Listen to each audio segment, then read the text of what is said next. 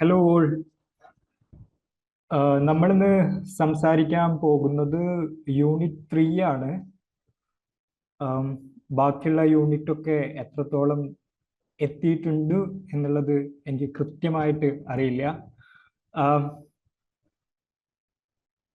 Anyway, unit 3 നിങ്ങൾ തിയറിയും അതുപോലെ തന്നെ റിസർച്ച് മെത്തഡോളജി ഈ രണ്ട് ഭാഗങ്ങൾക്ക് ശേഷം വരുന്ന യൂണിറ്റ് ആണ്. ബേസിക്കലി വളരെ ബേസിക് ആയിട്ടുള്ള സോഷ്യോളജിയുടെ കോൺസെപ്റ്റ് പറയുക എന്നുള്ളതാണ് യൂണിറ്റ് 3 കൊണ്ട് ഉദ്ദേശിക്കുന്നത്. നിങ്ങളുടെ സിലബസ് എടുത്ത് നോക്കുകയാണെന്നുണ്ടെങ്കിൽ അതാണ് നിങ്ങൾക്ക് മനസ്സിലാവുക. അതുകൊണ്ട് തന്നെ യൂണിറ്റ് 3 ഞാനായിരിക്കും ഡീൽ ചെയ്യുന്നത്. യൂണിറ്റ് 3യും അതുപോലെ തന്നെ unit 9 science and technology, sociology of science and technology, ഈ രണ്ട് ഭാഗം ഞാനായിരിക്കും ഡീൽ ചെയ്യുന്നുണ്ടാവുക. ഞാൻ ജസ്റ്റ് എന്നൊന്ന് പരിചയപ്പെടുത്താം. ഞാൻ മുഹമ്മദ് ഷിയാസ് KM, ഹൈദരാബാദ് യൂണിവേഴ്സിറ്റിയിൽ ഇപ്പോൾ പോസ്റ്റ് ഡോക്ടറൽ ഫെലോ ആയിട്ട് വർക്ക് ചെയ്തുകൊണ്ടിരിക്കുകയാണ്. സോ ഞാൻ നേരത്തെ പറഞ്ഞു യൂണിറ്റ് 3യിൽ നമ്മൾ എന്താണ് പ്രധാനമായിട്ടും ഡീൽ ചെയ്യാൻ പോകുന്നത്.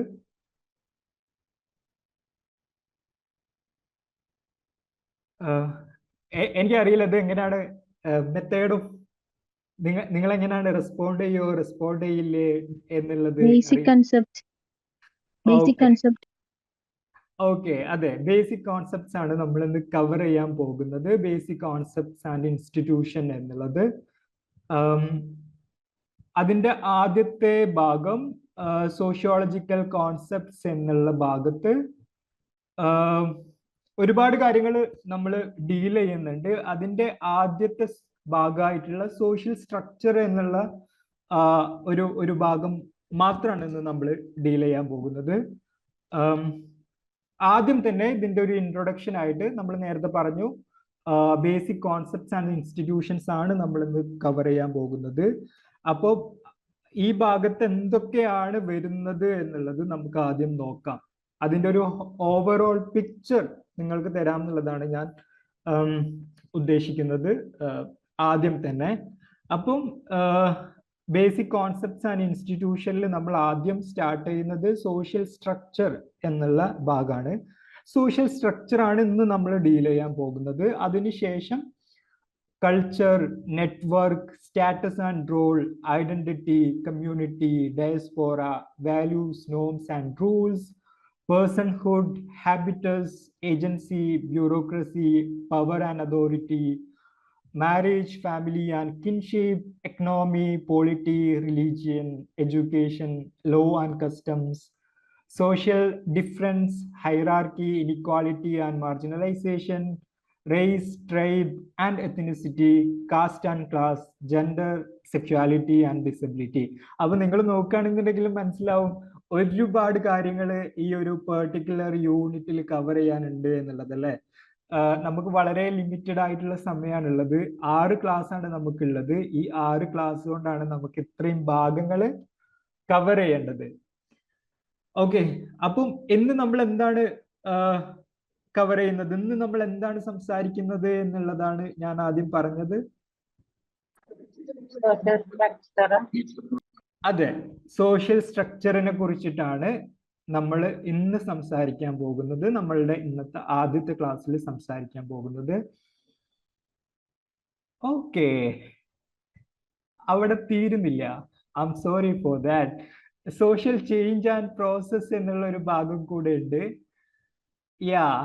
എവല്യൂഷൻ, ഡിഫ്യൂഷൻ എന്നുള്ളത്, modernisation and development, social transformation and globalization, and finally social mobility. അപ്പം ഇത്രയും ഭാഗങ്ങൾ, ഏകദേശം 5 പാർട്സ് ഉണ്ട് ഈ ഒരു ബേസിക് കോൺസെപ്റ്റ് ആൻഡ് ഇൻസ്റ്റിറ്റ്യൂഷൻ എന്നുള്ളതിന്.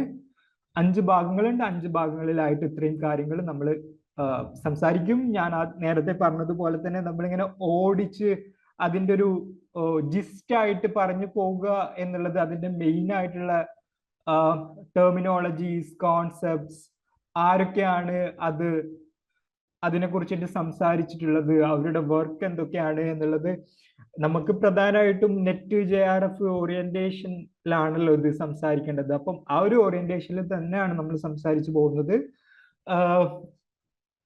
അറ്റ് ദ സെയിം ടൈം നിങ്ങൾക്ക് അതിൽ എന്തെങ്കിലും സംശയമോ എന്തെങ്കിലും ഉണ്ട് എന്നുണ്ടെങ്കിൽ നിങ്ങൾക്ക് ചോദിക്കാം. നമുക്ക് ക്ലാസ്സിന്റെ അവസാനത്തിൽ അതിനെ പറ്റിയിട്ട് സംസാരിക്കാം. അല്ലെങ്കിൽ അടുത്ത ക്ലാസ്സിൽ നിങ്ങൾ എന്തായാലും ഇന്ന് നമ്മൾ സംസാരിച്ച ഭാഗങ്ങൾ അടുത്ത ക്ലാസ്സിൽ നോക്കുമല്ലോ, അപ്പം അതിനുശേഷം സംസാരിക്കാം. ഓക്കെ, അപ്പം ഫസ്റ്റ് സെഷനിൽ നമ്മൾ സോഷ്യൽ സ്ട്രക്ചർ എന്നുള്ള ഭാഗം ആണെന്ന് സംസാരിക്കാൻ പോകുന്നത്. ഓക്കെ, സോഷ്യോളജിയുടെ ഒരു ഇൻട്രൊഡക്ഷൻ വെച്ച് നമുക്ക് സ്റ്റാർട്ട് ചെയ്യാം. സോഷ്യോളജിയുടെ ഒരു ഇൻട്രൊഡക്ഷൻ പറഞ്ഞതിന് ശേഷം നമുക്ക് സ്ട്രക്ചറിലേക്കും ബാക്കിയുള്ള കോൺസെപ്ച്വൽ ഭാഗങ്ങളിലേക്കും നമുക്ക് പോകാം. അപ്പോൾ നിങ്ങൾക്ക് എല്ലാവർക്കും അറിയുന്ന പോലെ തന്നെ സോഷ്യോളജി എന്നുള്ള ടെർമിനോളജി ആദ്യമായിട്ട് കോയിൻ ചെയ്തത് അഗസ്തേ കോംതെ ആണ് എന്നുള്ളത് നമ്മൾ +2 മുതൽ അറിയുന്നതാണ്, പഠിക്കുന്നതാണ്. സോഷ്യോളജി എന്നുള്ളത് youngest of the all social sciences എന്നുള്ളത് നമുക്കറിയാം. Compared to any other subjects like history, economics, political science, philosophy, ഇതൊക്കെ വെച്ച് നോക്കുമ്പോൾ കമ്പാരിറ്റീവ്ലി യങ്ങർ ആയിട്ടുള്ള ഒരു ഡിസിപ്ലിൻ ആണ് അല്ലേ സോഷ്യോളജി. എന്നാണ് സോഷ്യോളജിയുടെ ഒരു ഒറിജിൻ എന്നൊക്കെ പറയുന്നത്? എന്നാണ് സോഷ്യോളജി ഒറിജിൻ ചെയ്തത് ഒരു ഡിസിപ്ലിൻ എന്നുള്ളത്?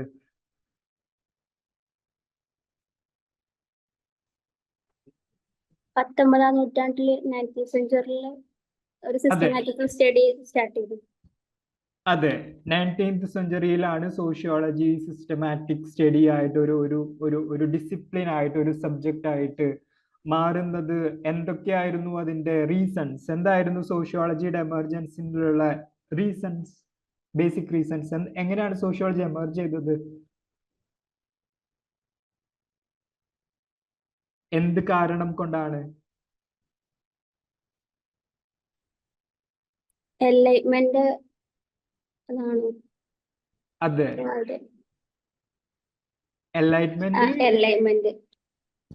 എൻലൈറ്റ്മെന്റ് അതുപോലെ തന്നെ വേറെയും ക്യാപിറ്റലിസം, ഇൻഡസ്ട്രിയലൈസേഷൻ, ക്യാപിറ്റലിസം. അപ്പൊ 19th സെഞ്ചുറിയിൽ ഒരു ഫ്യൂഡൽ സൊസൈറ്റിയിൽ നിന്ന് ക്യാപിറ്റലിസത്തിലേക്ക് മാറുമ്പോൾ, ഒരു ഇൻഡസ്ട്രിയൽ സൊസൈറ്റിയിലേക്ക് മാറുമ്പോൾ, അതുപോലെ തന്നെ യൂറോപ്പിന്റെ പല ഭാഗത്തും എൻലൈറ്റ്മെന്റ് ഒക്കെ ഉണ്ടാകുന്ന സമയത്ത് സൊസൈറ്റിയിൽ കുറെ കെയോസ് ഉണ്ടായല്ലേ, കുറെ പ്രശ്നങ്ങൾ ഉണ്ടായല്ലേ. അപ്പൊ ആ പ്രശ്നങ്ങൾ എങ്ങനെയാണ് ദൂരീകരിക്കുക, ആ പ്രശ്നങ്ങൾ എങ്ങനെയാണ് സോൾവ് ചെയ്യുക എന്നുള്ളതിനെ പറ്റി ചിന്തിച്ച സമയത്ത് സൊസൈറ്റിനെ കുറിച്ചിട്ട് പഠിക്കാൻ വേണ്ടിയിട്ട് ഒരു സബ്ജക്റ്റ് വേണം എന്നുള്ളതും, അങ്ങനെ സൊസൈറ്റിനെ കുറിച്ചിട്ട് സയന്റിഫിക് ആയിട്ട് പഠിക്കാം എന്നുള്ള ഒരു ചിന്തയിൽ നിന്നാണ് സോഷ്യോളജി എമർജ് ചെയ്യുന്നത് എന്നുള്ളത് നമുക്ക് കാണാൻ പറ്റും. നിങ്ങൾ തിയറിയുടെ ഒക്കെ ഭാഗത്ത് അതിനെ പറ്റിയിട്ട് പഠിച്ചിട്ടുണ്ടാവും. കറക്റ്റ് ആണ് പറഞ്ഞത്.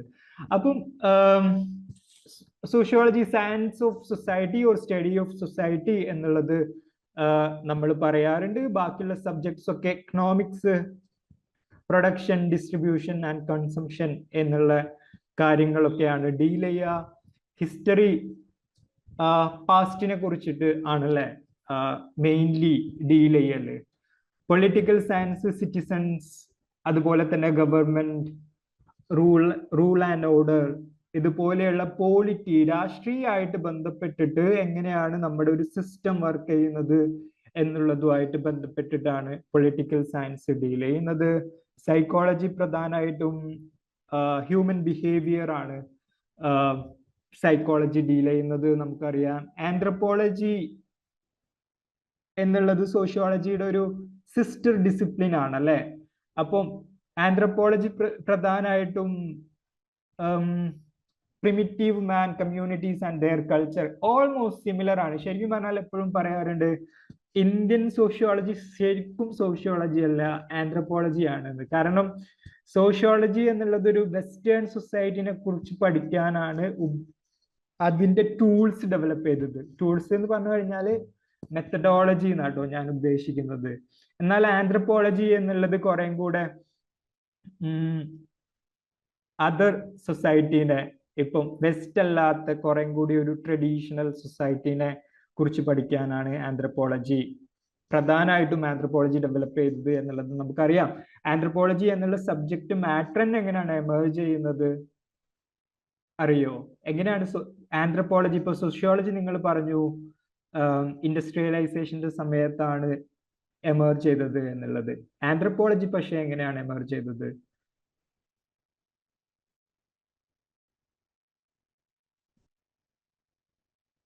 എന്താണ് ആന്ത്രപ്പോളജിയുടെ എമർജൻസിനുള്ള ഒരു basic fundamental reason?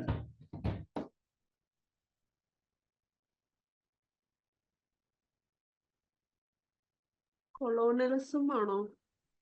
Yes, colonialism ആണ്. കൊളോണിയലിസത്തിന്റെ ഭാഗമായിട്ട് യൂറോപ്പിൽ നിന്നുള്ള പല രാജ്യങ്ങളും ഇന്ത്യയിലേക്കും അമേരിക്കയിലേക്കും ഓസ്ട്രേലിയയിലേക്കും ന്യൂസിലാൻഡിലേക്കും ഇങ്ങനെ പല പല ഭാഗത്തേക്കും അവർ പോകുന്നുണ്ട് അല്ലെ. ആ പോകുന്നതിന്റെ ഭാഗമായിട്ട് അവർ കാണുന്ന സൊസൈറ്റിനെ കുറിച്ച് പഠിക്കാൻ വേണ്ടിയിട്ട് ആണ് ശരിക്കും ആന്ത്രപ്പോളജി എന്നുള്ള ഡിസിപ്ലിൻ എമേർജ് ചെയ്യുന്നത്. അപ്പം കൊളോണിയലിസത്തിന്റെ ഒരു ബൈ പ്രൊഡക്റ്റ് ആണ് ആന്ത്രപ്പോളജി എന്നുള്ളത് നമുക്ക് കാണാൻ പറ്റും. കാരണം ഇന്ത്യയിൽ തന്നെ ആണെന്നുണ്ടെങ്കിലും ഏർലി ആന്ത്രപ്പോളജിസ്റ്റുകളുടെ സ്റ്റഡീസ് പലതും എടുത്തു നോക്കുകയാണെന്നുണ്ടെങ്കിൽ ഇന്ത്യയിലെ ആദ്യത്തെ സ്റ്റഡീസ് തന്നെ ശരിക്കും പറഞ്ഞാൽ ആന്ത്രപ്പോളജിക്കൽ സ്റ്റഡീസ് ആണ്, സോഷ്യോളജിക്കൽ സ്റ്റഡീസ് അല്ല എന്ന് പറയാറുണ്ട്.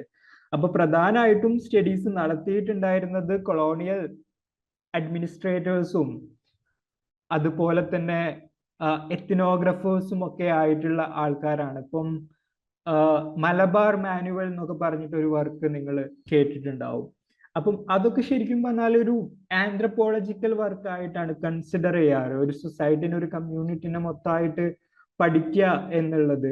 പിന്നെ അത് മാത്രമല്ല, ഈ കമ്മ്യൂണിറ്റീസ് ഇപ്പോൾ ഇന്ത്യ പോലെയുള്ള കമ്മ്യൂണിറ്റീസിനൊക്കെ അവര് കണ്ടിട്ടുണ്ടായിരുന്നത് ഒരു കൂട്ടം അൺസിവിലൈസ്ഡ്, ഇല്ലിറ്ററേറ്റ്, ബാർബേറിയൻസ് എന്നുള്ളതൊക്കെയാണല്ലോ വെസ്റ്റേൺ ആയിട്ടുള്ള ആളുകൾ വിളിച്ചിട്ടേ ഉണ്ടായിരുന്നത്. അപ്പം ആ രീതിയിലാണ് ശരിക്കും പറഞ്ഞാൽ ആന്ത്രപ്പോളജി എമേർജ് ചെയ്യുന്നത് എന്നുള്ളത് നമുക്ക് മനസ്സിലാക്കാൻ പറ്റും.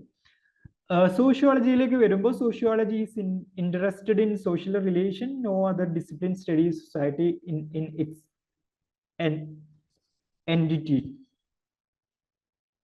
entirety. I'm little confused about that word. എന്തായാലും നോക്കണം. എനിവേ, സോഷ്യോളജി എന്നുള്ളത് സോഷ്യൽ റിലേഷൻസിനെ കുറിച്ചിട്ടാണ് പഠിക്കുന്നത് എന്നുള്ളത് നമുക്ക് പറയാൻ പറ്റും. ഇങ്ങനെ മാത്രം ഇതിനെ ഡിഫൈൻ ചെയ്യാൻ പറ്റുമോ എന്നുള്ളത് ഒരു കാര്യമാണ്. No other discipline study society, അങ്ങനെ പറയാൻ പറ്റില്ലല്ലോ. കാരണം എക്കണോമിക്സും പൊളിറ്റിക്കൽ സയൻസ് ഒക്കെ സൊസൈറ്റിനെ കുറിച്ചിട്ടും സോഷ്യൽ റിലേഷൻഷിപ്പിനെ കുറിച്ചും പഠിക്കുന്നുണ്ട്. But at the same time sociology എങ്ങനെയാണ് ഇത് സ്പെസിഫിക് ആകുന്നത്, സോഷ്യോളജി എങ്ങനെയാണ് ഡിഫറെന്റ് ആകുന്നത് എന്ന് ചോദിച്ചു കഴിഞ്ഞാൽ, സോഷ്യോളജി സ്പെസിഫിക്കലി സോഷ്യൽ റിലേഷൻസിനെ കുറിച്ചിട്ട് ഒരു ഹോൾ ആയിട്ട് സൊസൈറ്റിയുടെ എല്ലാ കാര്യങ്ങളെ കുറിച്ചിട്ടുമാണ് പഠിക്കുന്നത് എന്നുള്ളത് കൊണ്ടാണ്. ഇപ്പം സൈക്കോളജി ആണെന്നുണ്ടെങ്കിൽ ഹ്യൂമൻ ബിഹേവിയറും, എക്കണോമിക്സ് ആണ് എന്നുണ്ടെങ്കിൽ സാമ്പത്തികമായിട്ടുള്ള കാര്യങ്ങളും, പോളിറ്റി ആണെന്നുണ്ടെങ്കിൽ പൊളിറ്റിക്കൽ റിലേറ്റഡ് ആയിട്ടുള്ള സിറ്റിസൺസും ഡെമോക്രസിയും ഗവേണൻസും ഒക്കെ ആണെന്നുണ്ടെങ്കിൽ സൊസൈറ്റി ഇതിന്റെ എല്ലാം ആണ് പഠിക്കുന്നത് എന്നുള്ളത്.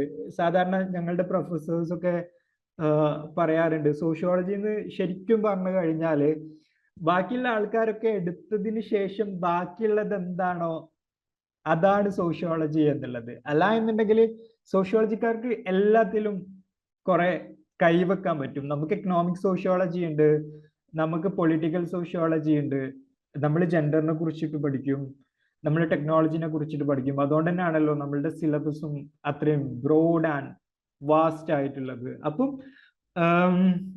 സോഷ്യോളജി ഹ്യൂമൻ ബീയിങ്സ് എന്തൊക്കെ റിലേറ്റഡ് ആണോ, കണക്റ്റഡ് ആണോ, അതുമായിട്ട് റിലേറ്റ് ചെയ്തിട്ടുള്ള എല്ലാ കാര്യങ്ങളും സോഷ്യോളജി ഡീൽ ചെയ്യും എന്നുള്ളത് നമുക്ക് കാണാൻ പറ്റും. സോ സോഷ്യോളജി എങ്ങനെ മെർജ് ചെയ്തു എന്നുള്ളതിനെ പറ്റിയിട്ട് ഓൾറെഡി നിങ്ങൾക്ക് അറിയാം, നിങ്ങൾ പഠിച്ചിട്ടുണ്ടാവും. അപ്പം നമ്മളിപ്പോൾ സംസാരിക്കുകയും ചെയ്തു, നിങ്ങൾ തന്നെ പറയുകയും ചെയ്തു എങ്ങനെയാണ് സോഷ്യോളജി എമേർജ് ചെയ്തത് എന്നുള്ളത്. ഇപ്പോൾ നമുക്കറിയാം ഡാർക്ക് ഏജ് എന്ന് പറയുന്നത് 1000 മുതൽ 1500 വർഷം വരെയുള്ള കാലഘട്ടത്തിനെയാണ് ഡാർക്ക് ഏജ് എന്ന് പറയുന്നത് കേട്ടോ. നിങ്ങൾ നേരത്തെ പറഞ്ഞ പോലെ തന്നെ ഈ എൻലൈറ്റ്മെന്റും ഇൻഡസ്ട്രിയലൈസേഷനും ഫ്രഞ്ച് റെവല്യൂഷനും ഒക്കെ ഉണ്ടാകുന്നത് ഏത് കാലം മുതൽ ഏത് കാലഘട്ടം വരെയാണ്?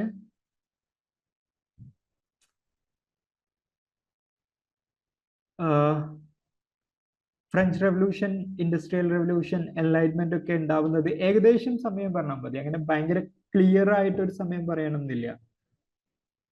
നേരത്തെ നിങ്ങൾ പറഞ്ഞു ഫ്രഞ്ച് റെവല്യൂഷൻ 1789 അതെ, 1789 ഏകദേശം 17-18 സെഞ്ചുറിയിലൊക്കെ 17th സെഞ്ചുറി മുതലൊക്കെ ആയിരിക്കും സ്റ്റാർട്ട് ചെയ്യുന്നുണ്ടാവുക. അപ്പം അതിന് മുമ്പുള്ള കാലഘട്ടത്തിനെ എങ്ങനെയാണ് നമ്മൾ വിളിക്കുക എന്നുള്ളതാണ്. അപ്പം ഹിസ്റ്റോറിക്കലി നമ്മൾ അതിനെ അനലൈസ് ചെയ്യുന്ന സമയത്ത് ഡാർക്ക് ഏജ് എന്നിട്ടുള്ള ഒരു കാലഘട്ടത്തിനെ കുറിച്ചിട്ട് നിങ്ങൾ കേട്ടിട്ടുണ്ടോ?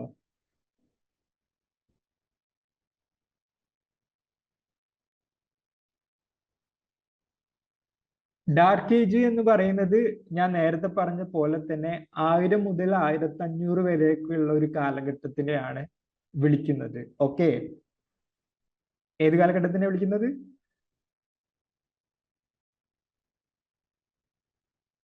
ആയിരം മുതൽ 1500 വരെയുള്ള കാലഘട്ടത്തിലെ. എന്തുകൊണ്ടാണ് ഡാർക്ക് ഏജ് എന്ന് വിളിക്കുന്നത് എന്ന് ചോദിച്ചു കഴിഞ്ഞാൽ, ഈ സമയത്ത് ബേസിക്കലി യൂറോപ്പ്, നമ്മളുടെ നോളജ് പ്രൊഡക്ഷൻ ഒക്കെ ബേസിക്കലി യൂറോപ്പ് ബേസ് ചെയ്തിട്ടുള്ളതാണല്ലോ. അപ്പം അവരെന്നെയാണ്, അവർക്ക് ആക്ച്വലി ഈ പീരീഡ് ഡാർക്ക് ഏജ് ആയിരുന്നു എന്നുള്ളതാണ്. ബാക്കിയുള്ള സിവിലൈസേഷൻസിനൊക്കെ ഇത് ഡാർക്ക് ഏജ് തന്നെ ആണോ എന്നുള്ളത് നമുക്ക് പറയാൻ പറ്റില്ല. എനിവേ യൂറോപ്പിന് എന്തായാലും ഈ സമയം ഡാർക്ക് ഏജ് ആയിരുന്നു. കാരണം അവരുടെ റോമൻ എംപയർ ഒക്കെ ശിഥിലീകരിച്ചു. അവർക്ക് പല ഭാഗത്തുനിന്നും പല ത്രെഡ്സും ഈ സമയത്തേക്ക് വരുന്നുണ്ട്. അങ്ങനെ ഈ ഒരു സമയം ചെറിയ ചെറിയ കമ്മ്യൂണിറ്റീസ് ആയിട്ട് യൂറോപ്പിന്റെ പല ഭാഗങ്ങളും അതിന് മുമ്പൊക്കെ ഉണ്ടായിരുന്ന പോലെ ഭയങ്കര പവർഫുൾ അല്ലാത്ത ഒരു അവസ്ഥ യൂറോപ്പിന് വരുന്നുണ്ട്. അവരുടെ സയൻസ് ആണെങ്കിലും സൊസൈറ്റി ആണെന്നുണ്ടെങ്കിലും ഒക്കെ അവരുടെ ഗവൺമെന്റ് ആണെന്നുണ്ടെങ്കിലും ഒന്നും ഒട്ടും സ്ട്രോങ് അല്ലാത്ത പുറത്തുനിന്നുള്ള ആളുകളൊക്കെ വന്ന് ഇപ്പൊ പല ഭാഗത്തുനിന്നും ഏഷ്യയിൽ നിന്നാണെന്നുണ്ടെങ്കിലും ഒക്കെ അവർ അറ്റാക്ക് ചെയ്യുന്നുണ്ട്. അപ്പം അവരെ അറ്റാക്ക് ചെയ്യുകയും അവർ പവർഫുൾ ആവാത്തയും സമയത്തിന് അവരങ്ങ് വിളിക്കാണ് ഡാർക്ക് ഏജ് എന്നുള്ളത്. അല്ലാതെ ബാക്കിയുള്ള എല്ലാവർക്കും ആക്ച്വലി അത് ഡാർക്ക് ഏജ് ഒന്നുമല്ല. അപ്പൊ ആ ഒരു കാലഘട്ടമാണ് ഡാർക്ക് ഏജ് എന്ന് പറയുന്നത്. പിന്നെ അതിനുശേഷം ഒരു 16th സെഞ്ചുറി അല്ലെങ്കിൽ 15th സെഞ്ചുറി മുതൽ 16th സെഞ്ചുറി ഒക്കെ കേട്ടോ, ഒരു 1400-കൾക്ക് ശേഷം ഒരു 1600 വരെയൊക്കെയുള്ള കാലഘട്ടം ഏർലി മോഡേണിറ്റി പീരീഡ് എന്നുള്ളതാണ് അറിയപ്പെടുന്നത്. അപ്പൊ ഈ സമയം ആകുമ്പോഴേക്കും കുറെ കൂടിയും അവർ സ്ട്രോങ് ആവുന്നുണ്ട്, യൂറോപ്പ് സ്ട്രോങ് ആവുന്നുണ്ട്. അവർ ഈ സമയം ആകുമ്പോഴേക്കും ഫ്യൂഡലിസം കുറെ കൂടി സ്ട്രോങ് ആവുന്നുണ്ട്. കുറെ കൂടി ആ സമയത്തേക്ക് ആകുമ്പോഴേക്കും അവർ പല ഭാഗത്തേക്കും ഇങ്ങനെ ട്രാവൽ ചെയ്യാനൊക്കെ തുടങ്ങുന്നുണ്ട്. അവരുടെ സയൻസ് ആൻഡ് ടെക്നോളജി ഡെവലപ്പ് ചെയ്യുന്നുണ്ട്. അങ്ങനെ അവർക്ക് ട്രാവൽ ചെയ്യാനുള്ള കാപ്പബിലിറ്റീസ് കൂടുന്നുണ്ട്. അപ്പൊ ആ സമയത്തിനെയാണ് ഏർലി മോഡേണിറ്റി എന്ന് പറയുന്നത്. പിന്നെ അതിനുശേഷമാണ് ഈ പറയുന്ന ഫ്രഞ്ച് റെവല്യൂഷനും ഇൻഡസ്ട്രിയലൈസേഷനും ഒക്കെ ഉണ്ടാകുന്നത് ഈ ഒരു സമയത്തേക്കാണ്. ഈ ഒരു 1400-1500 കാലഘട്ടത്തിൽ ഒരു നല്ല പണിയെടുക്കുന്നുണ്ട്. ആ പണിയെടുക്കുന്നതിന്റെ ഭാഗമായിട്ടാണ് യൂറോപ്പ് എന്ത് ചെയ്യുന്നത്, കുറെ കൂടി സ്ട്രെങ്ത് ആർജിക്കുന്നത്, അവരുടെ ടെക്നോളജി ഡെവലപ്പ് ചെയ്യുന്നത്, അവരുടെ ഗവൺമെന്റ് സിസ്റ്റം കുറെ കൂടിയും അവർ ബിൽഡ് ചെയ്യുന്നത്. ചെറിയ ചെറിയ നാട്ടുരാജ്യങ്ങളൊക്കെ നമ്മളായ സമയത്ത് അവരെന്ത് ചെയ്യുന്നത്, കുറെ കൂടെ ഒരു വലിയ രീതിയിൽ ഫ്യൂഡൽ ലോഡ്സിന്റെ ഒക്കെ കീഴിൽ അവർ വരുന്നുണ്ട്. ഇപ്പം UK-ലൊക്കെ ആണെന്നുണ്ടെങ്കിൽ ക്യൂൻസ് ഒക്കെ ഈ സമയത്തേക്ക് എമേർജ് ചെയ്യുന്നുണ്ട്. അപ്പം ഈ ഒരു സമയത്ത് തന്നെയാണ് എന്ത് പറയുന്നത്, നിങ്ങൾ നേരത്തെ പറഞ്ഞ പോലെ തന്നെ ഞാൻ ഈ ഒരു സാധനം ഹൈലൈറ്റ് ചെയ്യാനുള്ള കാരണം എന്താണെന്ന് ചോദിച്ചു കഴിഞ്ഞാൽ, ഇത് കൃത്യമായിട്ട് നമുക്ക് പലപ്പോഴും അറിയണമെന്നില്ല. നമുക്ക് പലപ്പോഴും സോഷ്യോളജിയുടെ എമർജൻസ് ഇൻഡസ്ട്രിയൽ റെവല്യൂഷനും ഫ്രഞ്ച് റെവല്യൂഷനും ഒക്കെയാണ് എന്നറിയാം. അതിന് മുമ്പ് എന്തായിരുന്നു എന്നുള്ളത് നമുക്ക് അറിയണമെന്നില്ല. അതുകൊണ്ടാണ് ഞാൻ ആ ഒരു സാധനം ഒന്നുകൂടെ ഹൈലൈറ്റ് ചെയ്തത്. ഓക്കെ, അപ്പം ഈ ഒരു സമയത്താകുമ്പോഴേക്കും ഇതുപോലെ തന്നെ ഇന്റലക്ച്വൽ ആയിട്ടുള്ളതും സയന്റിഫിക് ആയിട്ടുള്ളതുമായിട്ടുള്ള പല പല ഡെവലപ്മെന്റ്സും യൂറോപ്പിന്റെ ഭാഗത്ത് വരുന്നുണ്ട്. നമുക്കറിയാം പല തിങ്കേഴ്സ്, പെറൂസ് ആണെന്നുണ്ടെങ്കിലും അങ്ങനെ ഒരുപാട് സോഷ്യൽ ഫിലോസഫിക്കൽ തിങ്കേഴ്സ് എമർജ് ചെയ്യുന്നുണ്ട് എന്നുള്ളതും ഈ സമയത്ത് തന്നെയാണ് കൊളോണിയൽ എക്സ്പാൻഷൻ സ്റ്റാർട്ട് ചെയ്യുന്നതും ഇൻഡസ്ട്രിയലൈസേഷൻ സ്റ്റാർട്ട് ചെയ്യുന്നതും ഒക്കെ. അങ്ങനെ ആ സൊസൈറ്റി പെട്ടെന്ന് മാറുന്ന സമയത്താണ് ശരിക്കും പറഞ്ഞു കഴിഞ്ഞാൽ സൊസൈറ്റിയിൽ കെയോസസ് ഉണ്ടാകുന്നത്, അല്ലെ? ധർക്കീം ഒക്കെ പറയുന്ന ഒരു കെയോസസ് ഉണ്ടാകുന്നത്. കാരണം ഇവർക്ക് മനസ്സിലാവുന്നില്ല, കുറെ പൈസ പെട്ടെന്ന് പല ഭാഗത്തു നിന്നും വരികയൊക്കെ ചെയ്യുന്ന സമയത്ത് എന്താണ് സൊസൈറ്റിക്ക് സംഭവിക്കുന്നത് എന്നുള്ളത്. അപ്പം അതുവരെ ആ ഒരു സിസ്റ്റത്തിന് അതേപോലെ തന്നെ നിലനിർത്തിയിട്ടുണ്ടായിരുന്നത് ആരും ക്വസ്റ്റ്യൻ ഒന്നും ചെയ്തിട്ടുണ്ടാവാത്ത ആളുകൾ എന്ത് ചെയ്യുന്നുണ്ട്, അപ്പൊ റിലീജിയനെ ക്വസ്റ്റ്യൻ ചെയ്യാൻ തുടങ്ങുന്നുണ്ട്. സയൻസ് വന്നതോട് കൂടിയിട്ട് പഴയ രീതിയിലുള്ള കാര്യങ്ങളെ കൊണ്ടൊന്നും സൊസൈറ്റി നിൽക്കൂല എന്ന് മനസ്സിലാവുന്നുണ്ട്. ആ സമയത്താണ് ശരിക്കും പറഞ്ഞു കഴിഞ്ഞാൽ ഈ ഒരു ചേഞ്ച് ഉണ്ടാവുന്നത് എന്ന് നമുക്ക് കാണാൻ പറ്റും. ഓക്കെ, അപ്പം intellectual push, economic anomalies, archaic politics, feudalism, despotic rule, ഈ നമ്മൾ നേരത്തെ സംസാരിച്ചത് തന്നെ അതാണ് ശരിക്കും ഫ്രഞ്ച് റെവല്യൂഷന്റെ ഏറ്റവും ബേസിക് ആയിട്ടുള്ള കാര്യം എന്നുള്ളത്. ഇതിനെപ്പറ്റി ഞാൻ എക്സ്പ്ലെയിൻ ചെയ്യേണ്ടെന്ന് തോന്നുന്നു, കാരണം ഇപ്പം നമ്മൾ ഓൾറെഡി അറിയുന്നതും പറഞ്ഞതുമായിട്ടുള്ള കാര്യങ്ങളാണ്. നമുക്ക് പെട്ടെന്ന് സബ്ജക്റ്റിലേക്ക് വരാം. അപ്പം സോഷ്യോളജിയുടെ തുടക്കത്തിൽ 2 സ്കൂളുകളെ പറ്റിയിട്ട് സാധാരണ പറയാറുണ്ട്. ഈ 2 സ്കൂളുകൾ എന്ന് പറയുന്നത് ഒന്ന് ഫോർമലിസ്റ്റിക് സ്കൂൾ ഓഫ് സോഷ്യോളജി എന്നുള്ളതും രണ്ടാമത്തത് സിന്തറ്റിക് സ്കൂൾ ഓഫ് സോഷ്യോളജി എന്നുള്ളതും. ഓക്കെ, അപ്പോൾ നമ്മളുടെ ഏർലി സോഷ്യോളജിസ്റ്റുകളായിട്ടുള്ള ആളുകൾ നമ്മൾ എന്ത് ചെയ്യാൻ പറ്റും, ഇങ്ങനെ 2ആയിട്ട് തരം തിരിക്കാൻ പറ്റും. ഫോർമലിസ്റ്റിക് സ്കൂൾ ഓഫ് സോഷ്യോളജി എന്നുള്ളതും സിന്തറ്റിക് സ്കൂൾ ഓഫ് സോഷ്യോളജി എന്നുള്ളതും. അപ്പം എന്താണ് ഈ ഫോർമലിസ്റ്റിക് സ്കൂൾ ഓഫ് സോഷ്യോളജി എന്ന് പറഞ്ഞു കഴിഞ്ഞാൽ, ഫോർമലിസ്റ്റിക് സ്കൂൾ ഓഫ് സോഷ്യോളജിയുടെ വളരെ ബേസിക് ആയിട്ടുള്ള ക്യാരക്ടറിസ്റ്റിക്സ് എന്ന് പറഞ്ഞു കഴിഞ്ഞാൽ, ഫോർമലിസ്റ്റിക് ആവുമ്പോൾ യൂണിറ്റ് വൈസ് ആണ് അതിൻ്റെ, അത് കുറേം കൂടെ ഒരു മൈക്രോ ലെവലിലാണ് അതിനെ അനലൈസ് ചെയ്യുന്നത് എന്നുള്ളതാണ്. ഓക്കെ, സിന്തറ്റിക് എന്ന് പറയുന്നത് കുറേം കൂടി ബ്രോഡർ ആയിട്ടുള്ള ലെവലിലാണ് അതിനെ അനലൈസ് ചെയ്യുന്നത്. നിങ്ങൾ ഓർക്കാൻ വേണ്ടിയിട്ട് മേ ബി ഇപ്പോൾ സിന്തറ്റിക് സ്കൂൾ, സിന്തസിസം എന്നൊക്കെ നമ്മൾ രണ്ട് കാര്യങ്ങൾ യോജിച്ച് നിൽക്കുമ്പോൾ എന്നുള്ളത് ആണല്ലോ സിന്തറ്റിക്സ് ആയിട്ടുള്ള ഒരു കാര്യം എന്നുള്ളത്. അപ്പോൾ നിങ്ങൾക്ക് ഒരു പക്ഷെ ഓർക്കാൻ വേണ്ടിയിട്ട് അങ്ങനെ വിചാരിക്കുന്നത് നല്ലതായിരിക്കും കേട്ടോ. അപ്പോൾ ഫോർമലിസ്റ്റിക് ആകുന്നത് സോഷ്യൽ ഫോംസിനെ കുറിച്ചിട്ട് പഠിക്കുക എന്നുള്ളതാണ്. Competition, corporation, conflict, subordination, exchange, ഇതൊക്കെ പറഞ്ഞാൽ സിംഗിൾ ആയിട്ടുള്ള കാര്യങ്ങളാണ്, അല്ലെ? ഒരു ഫാമിലിയിലാണ് എന്നുണ്ടെങ്കിൽ, ഒരു കമ്മ്യൂണിറ്റിയിലാണ് എന്നുണ്ടെങ്കിൽ അതിലുള്ള ഓരോരോ കാര്യങ്ങൾ, യൂണിറ്റ് പോലെയുള്ള കാര്യങ്ങളാണ് ഫോർമലിസ്റ്റിക് സ്കൂള്. ഈ സ്കൂളിലുള്ള ആളുകൾ ഇതുപോലെയുള്ള മൈക്രോ ആയിട്ടുള്ള യൂണിറ്റ്സിനെ കുറിച്ചിട്ടാണ് പഠിച്ചിട്ടുണ്ടായിരുന്നത് എന്നുള്ളതാണ് നിങ്ങൾ മനസ്സിലാക്കി വെക്കേണ്ട ഇമ്പോർട്ടൻ്റ് ആയിട്ടുള്ള കാര്യം. എന്ന് പറഞ്ഞാൽ സിന്തറ്റിക് സ്കൂൾ ആണ് എന്നുണ്ടെങ്കിൽ കുറേ കൂടി ബ്രോഡർ ആയിട്ട് ഫാമിലി, റിലീജിയൻ, എക്കണോമി എന്നുള്ള ഹോൾ ആയിട്ടുള്ള കാര്യങ്ങളാണ് ഇത് സിന്തറ്റിക് സ്കൂൾ ഡീൽ ചെയ്യുക എന്നുള്ളതും മനസ്സിലാക്കി വെക്കുക. അപ്പം sociology is considered a pure science that studies the pattern, structure and forms of social interaction എന്നുള്ളതാണ് ഫോർമലിസ്റ്റിക് സ്കൂളിന്റെ വൺ ഓഫ് ദി ഇമ്പോർട്ടൻറ്റ് ആയിട്ടുള്ള ക്യാരക്ടർ എന്നുള്ളത്. അപ്പോൾ ഫോർമലിസ്റ്റിക് സ്കൂൾ എന്ത് ചെയ്യാണ്, സോഷ്യോളജീൻ്റെ ഒരു പ്യുവർ സയൻസ് ആണ് എന്നുള്ളത് ആണ് അവർ വിചാരിക്കുന്നത്. സോഷ്യോളജി പഠിക്കുന്നത് സൊസൈറ്റിന്റെ പാറ്റേൺസിനെ കുറിച്ചിട്ടും സ്ട്രക്ചേഴ്സിനെ കുറിച്ചിട്ടും ഫോംസിനെ കുറിച്ചിട്ടും സോഷ്യൽ ഇന്ററാക്ഷനെ കുറിച്ചിട്ടും ഒക്കെയാണ് സോഷ്യോളജി പഠിക്കുന്നത് എന്നുള്ളതാണ് ഫോർമലിസ്റ്റിക് സ്കൂൾ ഓഫ് തോട്ടിലുള്ള ആളുകൾ വിചാരിക്കുന്നത്. It does not deal with applied aspects but rather focus on the methodological and analytical study of society. അപ്പോൾ ഇത് മെയിനായിട്ടും ഫോർമലിസ്റ്റിക് സ്കൂളിലുള്ള ആളുകൾ അതിന്റെ അപ്ലൈഡ് ആസ്പെക്ട് അതേപോലെ തന്നെ പഠിക്കണം എന്നില്ല. ഞാനൊരു എക്സാമ്പിൾ പറയാം കേട്ടോ. ഇപ്പൊ സിന്തറ്റിക് സ്കൂളിന്റെ ഒരു എക്സാമ്പിൾ ആണ് ശരിക്കും പറഞ്ഞാൽ എമിലി ദർഖീമിന്റെ സൂയിസൈഡ് എന്ന് പറയുന്നതും. ഓക്കെ, ഇപ്പൊ സൂയിസൈഡ് എന്നുള്ള ദർഖീം കുറെ കൂടെ സിന്തറ്റിക് സ്കൂളിന്റെ ആളാണ്. സൂയിസൈഡ് നിങ്ങൾക്ക് അറിയാലോ, കളക്റ്റീവ് കോൺഷ്യസ്നെസ്സും ഇന്റഗ്രേഷനും സൊസൈറ്റി ആസ് എ ഹോൾ എന്നുള്ളത് പഠിക്കാനാണല്ലോ സൂയിസൈഡ് എന്നുള്ള ഒരു കാര്യം തന്നെ എമിലി ദർഖീം കൊണ്ടുവരുന്നത്. ഇപ്പൊ സോഷ്യോളജിക്ക് കുറെ കൂടി എംപിരിക്കൽ ആയിട്ടുള്ള കാര്യങ്ങളെ പഠിക്കാൻ പറ്റും എന്നുള്ളത് പ്രൂവ് ചെയ്യാൻ വേണ്ടിയിട്ടാണ് സൂയിസൈഡ് എന്നുള്ള ഒരു വർക്ക് ദർഖീം എഴുതുന്നതും സൂയിസൈഡിനെ കുറിച്ചിട്ട് ദർഖീം പഠിക്കുന്നതും. അപ്പോൾ ബേസിക്കലി ഒരു കുറെ കൂടെ ഹോൾ സ്ട്രക്ചർ എന്നുള്ള ആ നിലക്കാണ് ശരിക്കും പറഞ്ഞാൽ സിന്തറ്റിക് സ്കൂള് ഡീൽ ചെയ്യുന്നത് എന്നുള്ളത് നമുക്ക് മനസ്സിലാക്കാൻ പറ്റും. It does not deal with applied aspects എന്നുള്ളതാണ് അതിന്റെ.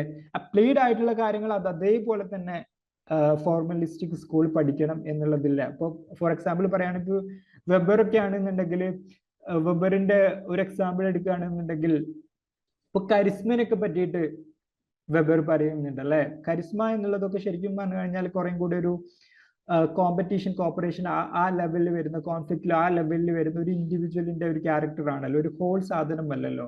അപ്പൊ അതാണ് ബേസിക്കലി ഫോർമലിസ്റ്റിക് സ്കൂളും സിന്തറ്റിക് സ്കൂളും എന്ന് പറയുന്നതിന്റെ ഡിഫറൻസ് എന്നുള്ളത് ആണ് നമുക്ക് മനസ്സിലാക്കാൻ പറ്റും. ജോർജ് സിമ്മൽ ആർഗ്യൂ ചെയ്യുന്നുണ്ട്, sociology should analyse the patterns of interaction rather than studying institution like economic politics which belong to other discipline. അപ്പം ജോർജ് സിമ്മൽ പറയുന്നുണ്ട് നമ്മൾ എന്ത് ചെയ്യണ്ട, എക്കണോമിക്സും പൊളിറ്റിക്സ് ഒരു ഹോൾ സാധനങ്ങൾ പഠിക്കേണ്ട, നമ്മൾ ജസ്റ്റ് ഇന്ററാക്ഷൻസും പാറ്റേണും അതിന്റെ മൈക്രോ ആയിട്ടുള്ള ന്യൂആൻസസും പഠിച്ചാൽ മതി. ബാക്കിയുള്ളതൊക്കെ പഠിക്കാൻ വേണ്ടിയിട്ട് ബാക്കിയുള്ള ആൾക്കാരുണ്ട്, പൊളിറ്റിക്കൽ സയൻസുകാരും എക്കണോമിക്സുകാരും അത് പഠിച്ചോളും എന്നുള്ളത്. അപ്പം ഈ ഫോർമലിസ്റ്റിക് സ്കൂളിൽ വരുന്ന ആൾക്കാരാണ് Georg Simmel, Leopold von Wiese, Max Weber, Ferdinand Tonnies, ഇത്രയും ആൾക്കാർ കേട്ടോ. അപ്പൊ ഈ ആൾക്കാർ നിങ്ങളൊന്ന് നോട്ട് ചെയ്ത് വെക്കുന്നത് നല്ലതായിരിക്കും. കാരണം ഇപ്പൊ നിങ്ങൾക്ക് ഫിൽ ദി ഫോളോവിങ് എന്നൊക്കെ പറഞ്ഞിട്ട് അല്ല എന്നുണ്ടെങ്കിൽ who belongs to formalistic school, അല്ലെങ്കിൽ who may not be, I mean belongs to formalistic school എന്നൊക്കെ പറഞ്ഞിട്ട് ഇത് ചോദിക്കാൻ മതി. അപ്പം മാക്സ് വെബറും ടോണീസും സിമ്മലും ഒക്കെ ഫോർമലിസ്റ്റിക് സ്കൂളിന്റെ ആൾക്കാരാണ് എന്നുള്ളതും, ഇനി നമ്മൾ പറയാൻ പോകുന്ന ആൾക്കാർ സിന്തറ്റിക് സ്കൂളിന്റെ ആൾക്കാരാണ് എന്നുള്ളതും ഒരു കാര്യം. ഒരു സ്മോൾ എന്ന് പറഞ്ഞ ഒരാളില്ലേ, ഒരു പേരുള്ള ഫോർമലിസ്റ്റിക് സ്കൂൾ തന്നെ സ്മോൾ എന്ന് പറഞ്ഞിട്ടുള്ള ആളുണ്ട്. ആളുടെ ഫുൾ നെയിം എന്താണെന്നറിയോ?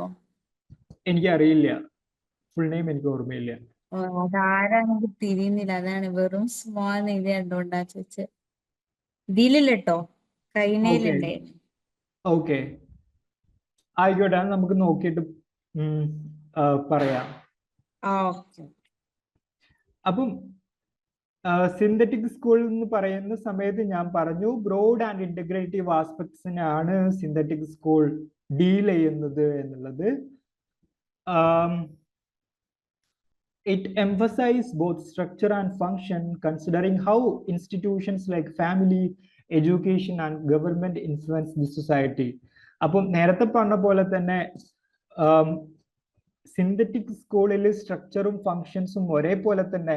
സ്ട്രക്ചർ എന്ന് പറഞ്ഞു കഴിഞ്ഞാൽ എന്താണ്, ഇപ്പൊ ഫാമിലി എന്നുള്ളത് സ്ട്രക്ചർ ആണല്ലേ. ഫാമിലി എന്നുള്ളത് നമുക്കറിയാം, ഫാമിലിക്ക് കൃത്യമായിട്ട് ഒരു സ്ട്രക്ചർ ഉണ്ടാവും, അല്ലെങ്കിൽ എഡ്യൂക്കേഷൻ എന്നുള്ളതിന് കൃത്യമായിട്ട് സ്ട്രക്ചർ ഉണ്ടാവും അല്ലേ. ഇപ്പൊ ഒരു കോളേജ്, ഫോർ എക്സാമ്പിൾ കോളേജിൽ എടുത്തു കഴിഞ്ഞാൽ അതിന് ഹെഡ് മാസ്റ്റർ മുതൽ പ്രിൻസിപ്പൽ മുതൽ സ്റ്റുഡൻസും അവിടെ ഓഫീസ് സ്റ്റാഫും അടക്കമുള്ള ഒരുപാട് ആൾക്കാരുണ്ടല്ലോ അതിന്റെ ഒരു സ്ട്രക്ചറൽ ഫോമിൽ. ഫാമിലിയിലും അതേപോലെ തന്നെ ഡിഫറെന്റ് ആയിട്ടുള്ള ആൾക്കാരില്ലേ, അതിനൊക്കെ അതിൻ്റെതായിട്ടുള്ള ഫങ്ഷൻസും ഇല്ലേ. അപ്പം അതിന്റെ സ്ട്രക്ചറും ഫങ്ഷനും നമ്മൾ കൃത്യമായിട്ട് പഠിക്കുമ്പോഴാണ് സോഷ്യോളജി എന്നുള്ള സബ്ജക്ട് മാറ്റർ അത് രണ്ടും കൃത്യമായിട്ട് പഠിക്കണം.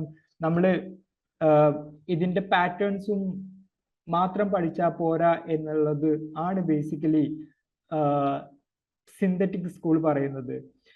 അതുപോലെ തന്നെ it encourage cross-disciplinary research, integrating economics, history and anthropology. ഞാൻ നേരത്തെ പറഞ്ഞ പോലെ തന്നെ കുറച്ച് ബ്രോഡായിട്ടാണ് ഇത് ഡീൽ ചെയ്യുന്നത് എന്നുള്ളത്. അതേപോലെ തന്നെ Durkheim argued that social facts should be studied objectively using scientific method. Thinkers like Emile Durkheim, Auguste Comte, Talcott Parson are associated with this school. So synthetic school ആകുമ്പോൾ കുറെ കൂടെ ബ്രോഡർ ആയിട്ടുള്ളതും ഫോർമലിസ്റ്റിക് സ്കൂൾ ആണെന്നുണ്ടെങ്കിൽ കുറെ കൂടെ അതിന്റെ ഫോംസിനെ കുറിച്ചിട്ടും പാറ്റേൺസിനെ കുറിച്ചിട്ടുമാണ് പഠിക്കേണ്ടത് എന്നുള്ളതാണ് ഇതിന്റെ ഏറ്റവും വലിയ ഡിഫറൻസ് നമ്മൾ മനസ്സിലാക്കേണ്ടത്. And again key differences between two school എടുത്ത് നോക്കുകയാണെന്നുണ്ടെങ്കിൽ അതിന്റെ ഫോക്കസ് നോക്കുകയാണെന്നുണ്ടെങ്കിൽ ഫോർമലിസ്റ്റിക് സ്കൂളിൽ ഫോംസ് ഓഫ് സോഷ്യൽ റിലേഷൻഷിപ്പ് എന്നുള്ളതാണ്. എന്നാൽ സിന്തറ്റിക് സ്കൂളിൽ both forms and content of social relationship. നമ്മൾ നേരത്തെ പറഞ്ഞു സ്ട്രക്ചറും ഫങ്ഷനും എവിടെ പഠിക്കുന്നുണ്ട്, സ്ട്രക്ചറും ഫങ്ഷനും എവിടെ പഠിക്കുന്നുണ്ട്?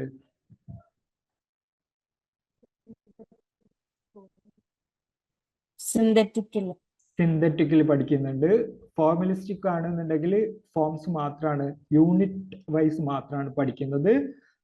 രണ്ടാമത്തത് ഇതിന്റെ അപ്രോച്ച് എന്ന് നോക്കുകയാണെന്നുണ്ടെങ്കിൽ ഇത് കുറേം കൂടി അബ്സ്ട്രാക്ട് ആൻഡ് മെത്തഡോളജിക്കൽ ആണ് ഇതിന്റെ അപ്രോച്ച് എന്നുള്ളത്. എന്നാൽ സിന്തറ്റിക് സ്കൂൾ ആകുമ്പോൾ ഇന്റർ ഡിസിപ്ലിനറി ആൻഡ് കോംപ്രിഹെൻസീവ് ആണ്. നമ്മൾ നേരത്തെ പറഞ്ഞു എക്കണോമിക്സിന്റെയും പൊളിറ്റിക്കൽ സയൻസിന്റെയും പല ആസ്പെക്ട്സും എന്ത് ചെയ്യും സിന്തറ്റിക് സ്കൂളുകാർ പഠിക്കുന്നുണ്ട്. ഫോർമലിസ്റ്റിക് സ്കൂളുകാരാണെന്നുണ്ടെങ്കിൽ കുറെ കൂടി അബ്സ്ട്രാക്ട് ആൻഡ് മെത്തഡോളജിക്കൽ ആണ്. ഇപ്പം നമ്മൾ എടുത്ത് നോക്കുകയാണെങ്കിൽ വെബറിനൊക്കെ എടുത്ത് നോക്കുകയാണെന്നുണ്ടെങ്കിൽ വെബർ ഐഡിയോളജിനൊക്കെ കുറിച്ച് പറയുന്നുണ്ടല്ലേ. അതേപോലെ തന്നെ ഞാൻ നേരത്തെ പറഞ്ഞ പോലെ തന്നെ കരിസ്മയെ കുറിച്ചിട്ട് പറയുന്നുണ്ട്. അപ്പം കുറേം കൂടി എന്താ പറയാ അബ്സ്ട്രാക്ട് ആയിട്ടുള്ള കാര്യങ്ങളാണ്. ഇന്റർ ഡിസിപ്ലിനറി എന്നാൽ ഇതാകുമ്പം സിന്തറ്റിക് സ്കൂൾ ആകുമ്പോൾ കുറേ കൂടി ഇന്റർ ഡിസിപ്ലിനറി ആൻഡ് കോംപ്രിഹെൻസീവ് ആയിട്ടുള്ളതാണ്. ഇപ്പോൾ ടാൽക്കോട്ട് പാഴ്സൺ ഒക്കെ സോഷ്യൽ ആക്ഷൻ എന്നൊക്കെ പറയുമ്പോൾ ഒരുപാട് കാര്യങ്ങൾ അവിടെ കവർ ചെയ്യുന്നുണ്ട് എന്നുള്ളത് നമുക്കറിയാം. ദർക്കീമിന്റെ റിലീജിയൻ ഒക്കെ നോക്കുകയാണെന്നുണ്ടെങ്കിൽ ആന്ത്രപ്പോളജി അടക്കമുള്ള പല സാധനങ്ങളും ദർക്കീം കവർ ചെയ്യുന്നുണ്ടാവും നമുക്കറിയാം.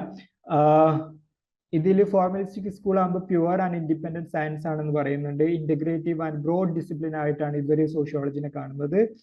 അപ്പം ഇതിന്റെ ഏറ്റവും വലിയ ക്രിറ്റിസിസം എന്ന് പറയുന്നത് ഫോർമലിസ്റ്റിക് സ്കൂൾ കുറെ കൂടി നാരോ ആയിട്ട് ആണ് ഇതിനെ കാണുന്നത്.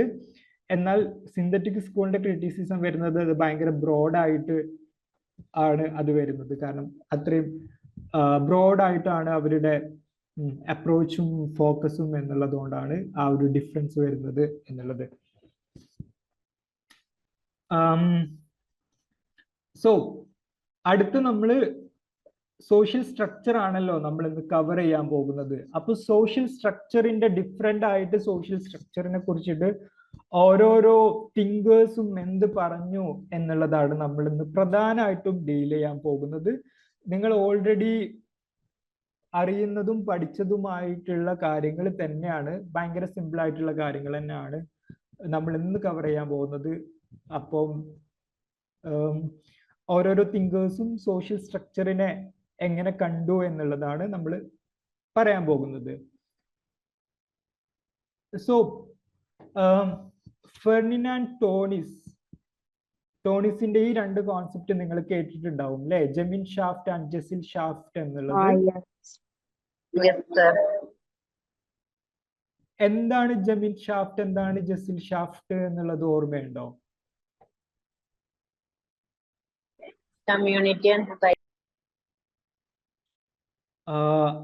കമ്മ്യൂണിറ്റി ആൻഡ് സൊസൈറ്റി എന്ന് പറയുമ്പോൾ ജെമിൻ ഷാഫ്റ്റ് എന്താണ്? മനസ്സിലായത് ഗമ എന്ന് പറയുമ്പോ കുറച്ചും കൂടെ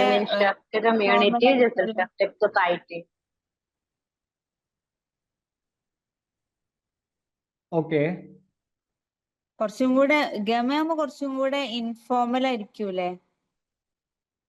ആ സെറ്റപ്പ് ഉദ്ദേശിക്കുന്നത്. ഗസലാകുമ്പോ കുറെ കൂടെ ഫോർമൽ സൊസൈറ്റി ഒക്കെ ആവുമ്പോ യെസ്, ഇത് കൊള്ളാം ട്ടോ. ഗമ ഗസൽ എന്നുള്ളത് ഞാൻ ആക്ച്വലി ഞാൻ ആദ്യമായിട്ട്. അങ്ങനെ പഠിക്കല്. ഗമ ഉള്ളത് കമ്മ്യൂണിറ്റിക്കാണ്, ഗസല് സൊസൈറ്റിക്കാണ്. അപ്പൊ പെട്ടെന്ന് മൈൻഡ് കിട്ടും. ഓക്കെ, അപ്പം ഗമ എന്നുള്ളത് കമ്മ്യൂണിറ്റി ആണ്, ഗസൽ എന്നുള്ളത് സൊസൈറ്റി ആണ്. ഗമ എന്നുള്ളത് കമ്മ്യൂണിറ്റി ആകുന്നത് കൊണ്ട് തന്നെ കുറെ കൂടി ഇൻഫോർമൽ ആണ് അല്ലേ? ഗസൽ എന്നാകുമ്പോ കുറെ കൂടെ ഫോർമൽ ആണ്. ഫോർമൽ ആയിട്ട്. ഓക്കെ, ഇതേപോലെ തന്നെയാണല്ലോ ദർക്കീമിന്റെ മെക്കാനിക്കൽ സോളിഡാരിറ്റിയും ഓർഗാനിക് സോളിഡാരിറ്റിയും. ഇതിൽ ഏതുമായിട്ടാണ് മെക്കാനിക്കൽ സോളിഡാരിറ്റി അസോസിയേറ്റ് ചെയ്യുക? ഏതായിട്ടാണ് മെക്കാനിക്കല് വരെ ഗമയിട്ട വരിക. മെക്കാനിക്കൽ ഗമയായിട്ട് എങ്ങനെയാണ് വരിക? അതായത് മെക്കാനിക്കൽ സോളിഡാരിറ്റിയില് ഭയങ്കര ഹോമോജിനിറ്റി ആയിരിക്കുമല്ലോ ഉണ്ടാവുക, വേറെ ഇൻഫോർമൽ അല്ലേ. ഓക്കെ, പക്ഷെ ഓർഗാനിക് വെച്ചൊക്കെ നോക്കുമ്പോ ഗസലായിരിക്കും വരിക. എന്തുകൊണ്ടാണ്? മേ ബി ഞാൻ എന്റെ ഒരു ഇത് പറഞ്ഞതാ. പക്ഷെ വേറൊരു രീതി നോക്കുമ്പോ ഞാന് മെർലിൻ മാമിന്റെ ആ ഒരു ക്ലാസ്സിൽ കണ്ടിട്ടുണ്ട്. ഫസ്റ്റ് സൊസൈറ്റി ഒരു മിലിറ്ററി എന്താ പറയാ, ഈ ഫസ്റ്റ് സർ നേരത്തെ പറഞ്ഞ മെക്കാനിക്കൽ ആയിരിക്കും. പിന്നെ പതിയെ പതിയെ അതിങ്ങനെ അവിടെ ഡിവിഷൻ ഓഫ് ലേബറും കാര്യങ്ങളൊക്കെ വരുമ്പോൾ ഒരു ഓർഗാനിക് സെറ്റപ്പായി വരും എന്നുള്ളത്. അതെ, അപ്പൊ അങ്ങനെ വരുമ്പോ അതിനുള്ള ഞാൻ പറഞ്ഞ ഈ ഒരു ഗസല് ചിലപ്പം ഈ പറഞ്ഞ എന്താ പറയുക ഫോമിൽ ആവണമെന്നില്ല. ഐ മീൻ എന്താ പറഞ്ഞ ലാസ്റ്റ് പറഞ്ഞൊരു പോയിന്റ് ഉണ്ടല്ലോ, പേഴ്സണൽ അല്ലാത്ത അല്ല, ഇത് ഇത്രയും കോംപ്ലിക്കേറ്റഡ് ആക്കേണ്ട ആവശ്യമില്ല നമുക്ക്. ഇല്ല, ഞാൻ കണക്ട് ചെയ്യാം പഠിക്കാൻ വേണ്ടി. ഓക്കെ, അതെ. ഇപ്പം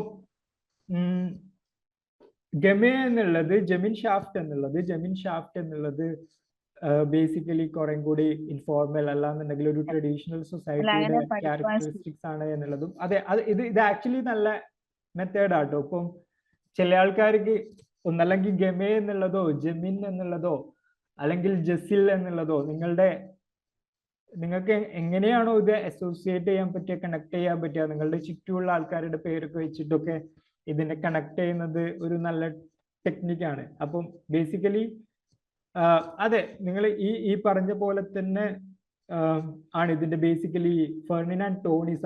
അപ്പൊ ഈ ഭാഗത്ത് നമ്മൾ പ്രധാനമായിട്ടും പഠിക്കേണ്ടത് ഫെർഡിനാൻഡ് ടോണിസ് ആണ്. Jemin shaft and Jasil shaft എന്നുള്ള രണ്ട് കോൺസെപ്റ്റ് കൊണ്ടുവന്നത് എന്നുള്ളത് നിങ്ങൾ നോട്ട് ചെയ്യേണ്ട കാര്യം ആണ്. പിന്നെ ഫെർഡിനാൻഡ് ടോണിസിന്റെ ടൈം പീരീഡ് 1855 മുതൽ 1935 എന്നുള്ളത് ആണ് ജസിൽ ഷാഫ്റ്റിന്റെ ഫെർഡിനാൻഡ് ടോണിസിന്റെ അയാൾ ജീവിച്ചിരിക്കുന്ന കാലം എന്നുള്ളത്. മൂന്നാമത്തെ ഒരു കാര്യം, അദ്ദേഹത്തിന്റെ ബുക്ക് എന്നുള്ളത് അതെങ്ങനെയാണ് പ്രൊനൗൺസ് ചെയ്യുക എന്നുള്ളത് എനിക്ക് കൃത്യമായിട്ട് അറിയില്ല.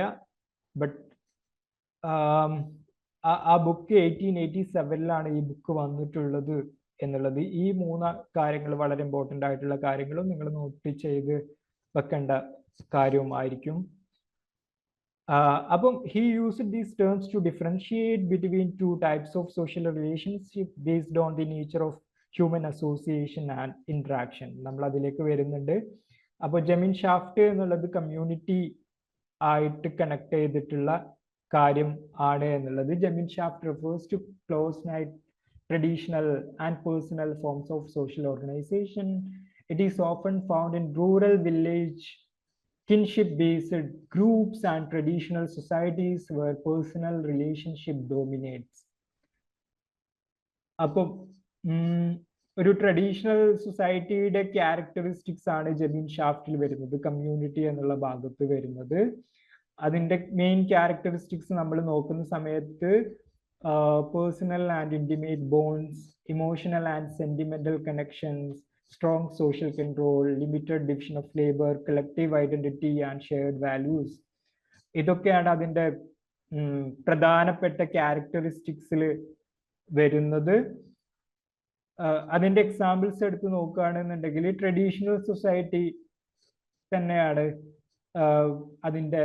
ഇപ്പൊ ട്രൈബൽ കമ്മ്യൂണിറ്റീസ് ഒക്കെ കുറെ കൂടി ജെമിൻ ഷാഫ്റ്റിൽ വരുന്നതാണെന്ന് നമുക്ക് പറയാൻ പറ്റും അല്ലേ? നിങ്ങൾ നേരത്തെ പറഞ്ഞ പോലെ തന്നെ മെക്കാനിക്കൽ സോളിഡാരിറ്റിയുടെ ഓൾമോസ്റ്റ് സിമിലർ ആയിട്ടുള്ള ക്യാരക്ടറിസ്റ്റിക്സ് ഒക്കെ തന്നെയാണ് ജമീൻ ഷാഫ്റ്റിനും കാണുക എന്നുള്ളത് നമ്മൾ മനസ്സിലാക്കുക. ജസിൽ ഷാഫ്റ്റ് എന്ന് പറയുമ്പോൾ Jessel Schaft refers to modern, urban, impersonal, and contractual form of social organization. It is found in cities, industrial societies, and bureaucratic institutions where relationships are based on self-interest, formal roles, and rationality rather than emotional bonds. നമ്മൾ പലപ്പോഴും organic solidarity പറയുന്ന സമയത്തും ഇത് പറയാറുണ്ട്. Modern സൊസൈറ്റിയുടെ characteristics ആയിട്ട് കുറെ കൂടി ഫോർമൽ ആയിട്ടുള്ളതായിരിക്കും, റാഷണൽ ആയിട്ടുള്ളതായിരിക്കും, അവിടെ ഇമോഷൻസ് ഒന്നും വല്ലാതെ ഉണ്ടാവില്ല എന്നുള്ളത്. ഇപ്പം മെക്കാനിക്കൽ സോളിഡാരിറ്റി അല്ലാന്നുണ്ടെങ്കിൽ ജമീൻ ഷാഫ്റ്റിനാകുന്ന സമയത്ത് കുറേയും കൂടെ ഇൻഫോർമൽ ആയിട്ടുള്ള റിലേഷൻഷിപ്പ് ആയിരിക്കും എന്നുള്ളത്.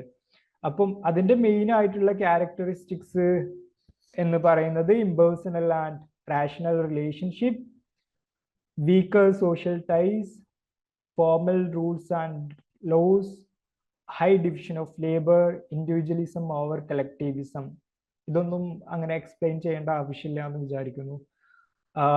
അതിന്റെ എക്സാമ്പിൾ എടുത്ത് നോക്കുകയാണെന്നുണ്ടെങ്കിൽ അർബൻ സൊസൈറ്റീസ്, അതേപോലെ തന്നെ modern work places, corporations, nation state and governments ഒക്കെയാണ്.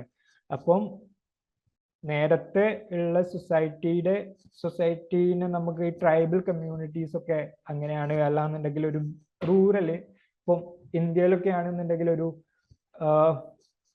200-300 വർഷം മുമ്പൊക്കെ നമ്മളുടെ ഒരു സൊസൈറ്റി ആ ക്യാരക്ടറിസ്റ്റിക്സ് ആയിരുന്നു. ജമീൻ ഷാഫ്റ്റിൽ വരുന്നതാണ് എന്നുള്ളതും കമ്മ്യൂണിറ്റി എന്നുള്ളതാണ് അതിൻ്റെ വളരെ ഇമ്പോർട്ടൻ്റ് ആയിട്ടുള്ളത് എന്നുള്ളതും, ഇപ്പോഴുള്ള സൊസൈറ്റി കുറേ കൂടെ ജസീൽ ഷാഫ്റ്റ് ആണ് എന്നുള്ളതും, സൊസൈറ്റി എന്നുള്ളതിലാണ് അതിനെ അസോസിയേറ്റ് ചെയ്യേണ്ടത് എന്നുള്ളതും ആണ് ഫെർഡിനാൻഡ് ടോണിസ് പറയുന്നത്. എഗെയിൻ ഇതിന്റെ കമ്പാരിസൺ ആണ്. കമ്പാരിസൺ എടുത്ത് നോക്കുമ്പോൾ ടൈപ്പ് ഓഫ് റിലേഷൻഷിപ്പ് നോക്കുമ്പോൾ ജമീൻ ഷാഫ്റ്റ് ആണെങ്കിൽ പേഴ്സണൽ ആൻഡ് ഇന്റിമേറ്റ് ആയിരിക്കും, ജസീൽ ഷാഫ്റ്റ് ആകുമ്പോൾ ഇംപേഴ്സണൽ ആൻഡ് ഫോർമൽ ആയിരിക്കും. ഇവിടെ സോഷ്യൽ കൺട്രോൾ എന്നുള്ളത് traditions, customs and moral values ഒക്കെ അനുസരിച്ചിട്ടായിരിക്കും. മോഡേൺ സൊസൈറ്റിയുടെ നമുക്കറിയാം ലോസ്, റെഗുലേഷൻ, കോൺട്രാക്ട് ഒക്കെ ബേസ് ചെയ്തിട്ടായിരിക്കും. സോഷ്യൽ ബോണ്ട്സ് എടുക്കുകയാണെന്നുണ്ടെങ്കിൽ ഭയങ്കര സ്ട്രോങ് ആയിരിക്കും ജമീൻ ഷാഫ്റ്റിൻ്റെത്. ജസീൽ ഷാഫ്റ്റിൻ്റെതാണ് എന്നുണ്ടെങ്കിൽ വീക്ക് ആൻഡ് റേഷണൽ ആയിരിക്കും. എക്കണോമിക് സിസ്റ്റം ജമീൻ ഷാഫ്റ്റിൻ്റെ എടുത്ത് നോക്കുമ്പോൾ based on cooperation and mutual aid, ജസീൽ ഷാഫ്റ്റിൻ്റെ ആകുമ്പോൾ based on competition and contracts. Division of labour minimal ആയിരിക്കും, ജസീൽ ഷാഫ്റ്റിൻ്റെത് സ്പെഷ്യലൈസ്ഡ് ആയിരിക്കും. എക്സാമ്പിൾ നേരത്തെ പറഞ്ഞ പോലെ തന്നെ വില്ലേജ് സൊസൈറ്റി, ജസീൽ ഷാഫ്റ്റിൻ്റെത് അർബൻ സൊസൈറ്റി. ഇത് ഞാൻ നേരത്തെ പറഞ്ഞ പോലെ തന്നെ ഓൾമോസ്റ്റ് സിമിലർ ആണ് ശരിക്കും മെക്കാനിക്കൽ സോളിഡാരിറ്റിയും ഓർഗാനിക് സോളിഡാരിറ്റിയും ആയിട്ട്. അപ്പൊ അതുമായിട്ട് തന്നെ കണക്ട് ചെയ്താൽ മതിയായിരിക്കും. എഗെയിൻ അടുത്തത് നമുക്ക് ദർഖീമിന്റെ സോഷ്യൽ സ്ട്രക്ചറിനെ പറ്റിയിട്ടാണ് പറയാനുള്ളത്. അപ്പം ദർഖീം ആണെന്നുണ്ടെങ്കിൽ 2 വിധത്തിലുള്ള സോഷ്യൽ സ്ട്രക്ചർ ആണ് കുറിച്ചിട്ടാണ് പറയുന്നത്. മെക്കാനിക്കൽ സോളിഡാരിറ്റിയും ഓർഗാനിക് സോളിഡാരിറ്റിയും.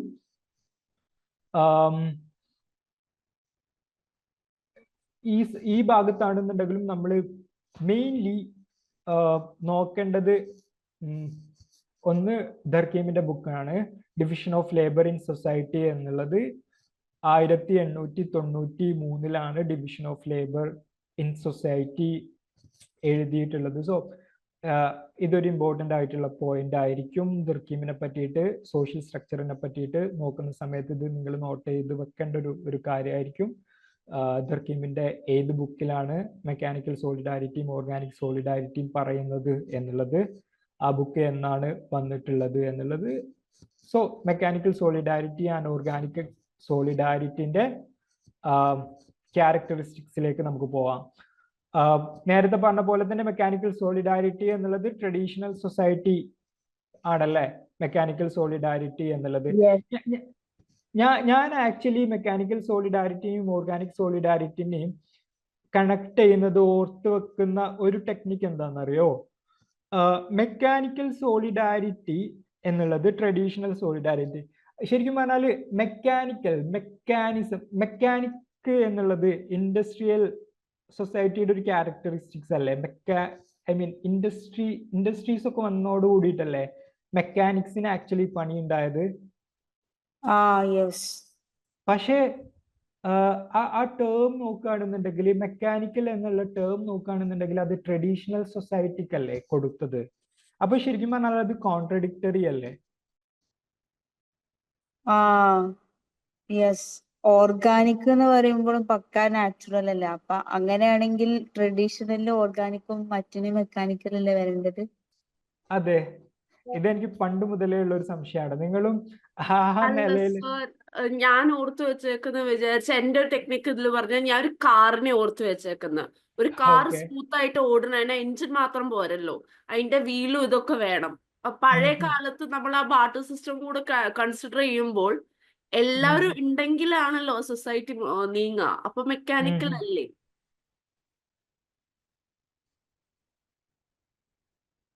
എല്ലാതും ഉണ്ടെങ്കിലാണ്. ഓക്കെ, ആക്ച്വലി അതിന്റെ ലോജിക്ക് എനിക്ക് മനസ്സിലായി. ലോജിക്ക് കറക്റ്റ് എന്നാണ്. നമ്മൾ ആക്ച്വലി ഇവിടെ ഞാൻ അതിന് വിചാരിച്ചത് ആ ടെർമിനോളജിനെ മാത്രം കണക്ട് ചെയ്തിട്ടാട്ടോ. കാറുമായിട്ട് കണക്ട് ചെയ്യുമ്പോൾ ഈ ലോജിക്ക് കറക്റ്റ് ആണ്. ലൈക്ക് എഞ്ചിനും ടയറും വീലും ബ്രേക്കും എല്ലാം വേണം. അതുകൊണ്ട് ഞാൻ ആദ്യം പഠിക്കുമ്പോ തിരിച്ച് കൺഫ്യൂസ്ഡ് ആയിട്ടാണ് പഠിച്ചിട്ടുണ്ടായിരുന്നത്. ഫസ്റ്റില് ഓർഗാനിക് എന്നുള്ളത് ട്രഡീഷണൽ ആയിട്ടും മെക്കാനിക്കൽ എന്നുള്ളത് മോഡേൺ ആയിട്ടാണ് പഠിച്ചിട്ടുണ്ടായിരുന്നത് ഫസ്റ്റില്. അതാ പേരിന്റെ കണക്ട് ചെയ്തിട്ട് പഠിക്കുന്നു. പിന്നെയാണ് അങ്ങനെയല്ല എന്നുള്ളത് തിരിച്ചറിയണം. ഓ അതെ അതെ അതെ. ഇത് ബേസിക്കലി ഇപ്പൊ +2 മുതൽ നമ്മൾ ദർക്കീമിന്, +2 ഹ്യൂമാനിറ്റീസ് എടുത്ത ആൾക്കാരൊക്കെ ദർക്കീമിനെയും മെക്കാനിക്കൽ സോളിഡാരിറ്റിയും ഓർഗാനിക് സോളിഡാരിറ്റിയും കേൾക്കുന്നതായിരിക്കുമല്ലോ. അത് പണ്ട് മുതലേ ഉള്ള ശരിക്കും പറഞ്ഞാൽ ഒരു കൺഫ്യൂസിങ് സാധനമാണ്. ഈ മെക്കാനിക്കൽ പെട്ടെന്ന് നമുക്ക് ഓർമ്മയിൽ വരികയില്ല.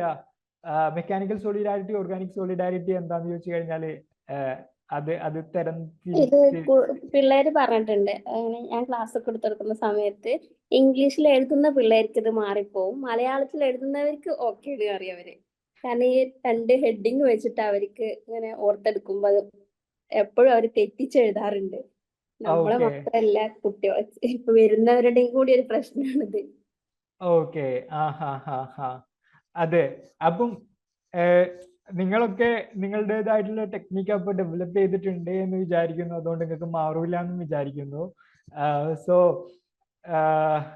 മെക്കാനിക്കൽ സോളിഡാരിറ്റി എന്നുള്ളത് ട്രഡീഷണൽ സൊസൈറ്റിയുടെ കണക്കാക്കാൻ വേണ്ടിയിട്ടാണ് ദർക്കീം ഈ ഒരു കോൺസെപ്റ്റ് ഡെവലപ്പ് ചെയ്തിട്ടുള്ളത് എന്നുള്ളത്. അപ്പം ഇപ്പം നിങ്ങൾക്ക് എല്ലാവർക്കും നിങ്ങളുടേതായിട്ടുള്ള ടെക്നിക്ക് ഉണ്ടല്ലോ, അതുകൊണ്ട് എനിക്ക് അതിൽ ബേജാറില്ല. ലൈക്ക് നിങ്ങൾക്കത് ഇനി ഉറക്കതെന്ന് ചോദിച്ചു കഴിഞ്ഞാലും കിട്ടും എന്നുള്ളത് തന്നെയാണ്. അപ്പം അതിലേക്ക് ഞാൻ എന്റെ ടെക്നിക്ക് പറയുന്നില്ല എന്ന് ആരും ഒരാള് എനിക്ക് തോന്നുന്നു പറഞ്ഞു എന്നുള്ളത് ഇതൊരു ഐഡിയ ആണ് എന്നുള്ളത്. ഞാൻ ബേസിക്കലി ഓർത്തു വെച്ചിട്ടുള്ളത് ഇതായിരുന്നു. ഇത് ശരിക്കും പറഞ്ഞാൽ ഒരു കോൺട്രഡിക്ടറി ആണല്ലോ എന്നുള്ളത്. കാരണം ശരിക്കും പറഞ്ഞാൽ മെക്കാനിക്കൽ സോളിഡാരിറ്റി എന്നുള്ളത് ഒരു ഡെവലപ്ഡ് ആയിട്ടുള്ള സൊസൈറ്റിക്ക് ആ ടേം കൊടുത്താൽ മതിയായിരുന്നല്ലോ എന്നുള്ളത്. പക്ഷെ ദർക്കീം മെക്കാനിക്കൽ സോളിഡാരിറ്റി എന്നുള്ളത് ട്രഡീഷണൽ സൊസൈറ്റിക്കാണ് കൊടുത്തത്. ദർക്കീമിന്റെ ലോജിക്ക് എന്താണ് എന്നുള്ളത് എനിക്ക് അതിനെ പറ്റിയിട്ട് കൃത്യമായിട്ട് അറിയില്ല, എന്തുകൊണ്ടാണ് കൊടുത്തത് എന്നുള്ളത്.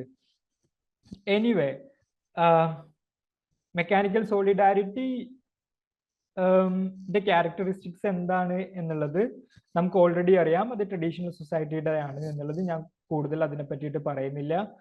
Collective consciousness, low division of labour, like എല്ലാവരും ഓൾമോസ്റ്റ് സിമിലർ ആയിട്ടുള്ള പണിയൊക്കെ തന്നെ ആയിരിക്കും ചെയ്യുന്നുണ്ടാവുക.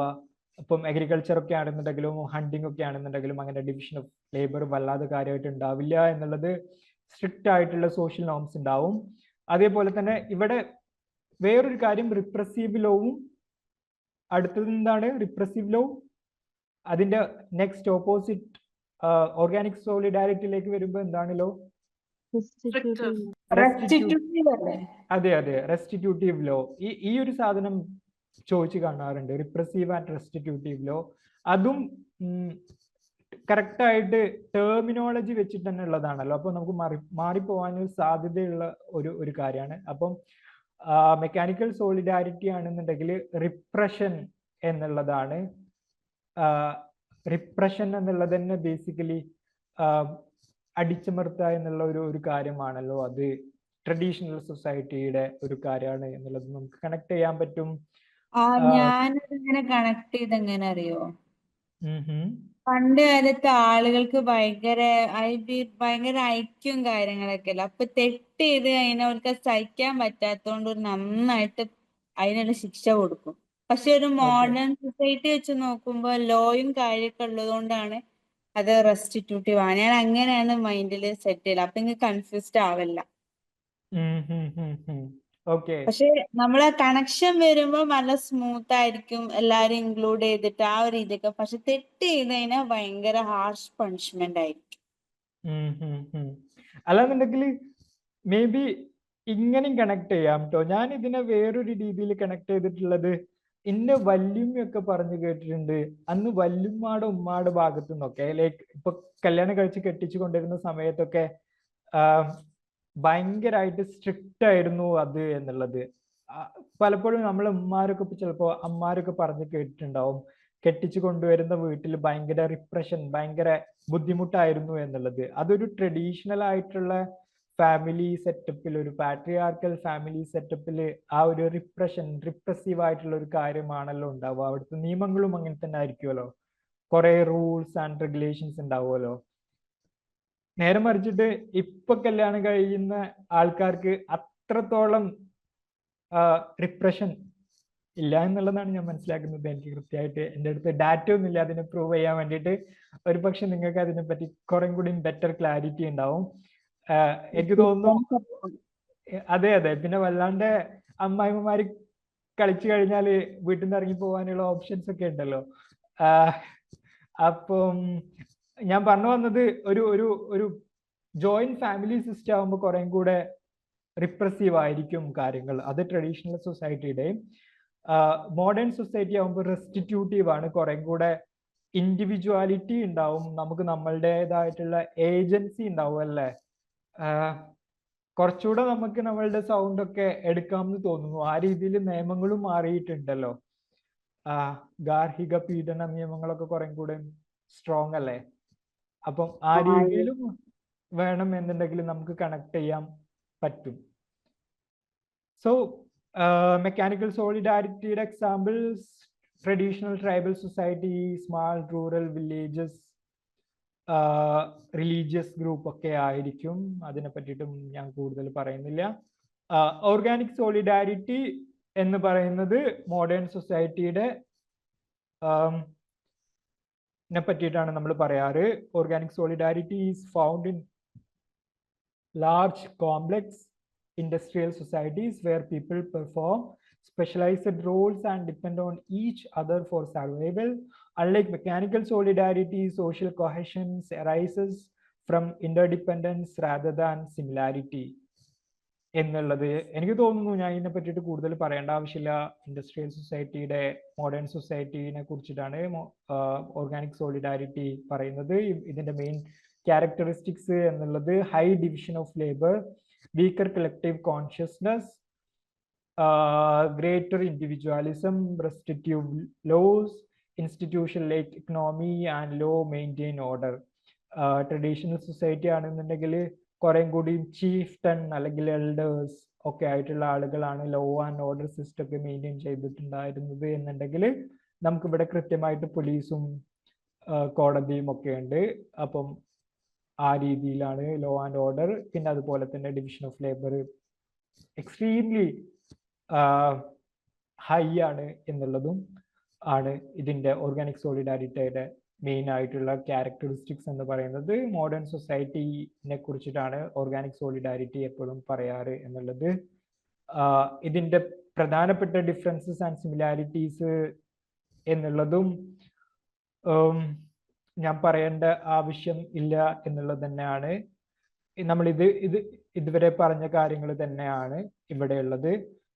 മെക്കാനിക്കൽ സോളിഡാരിറ്റി എന്നുള്ളത് ട്രഡീഷണൽ സൊസൈറ്റി ആണ്, ഓർഗാനിക് സോളിഡാരിറ്റി എന്നുള്ളത് മോഡേൺ സൊസൈറ്റി ആണ്.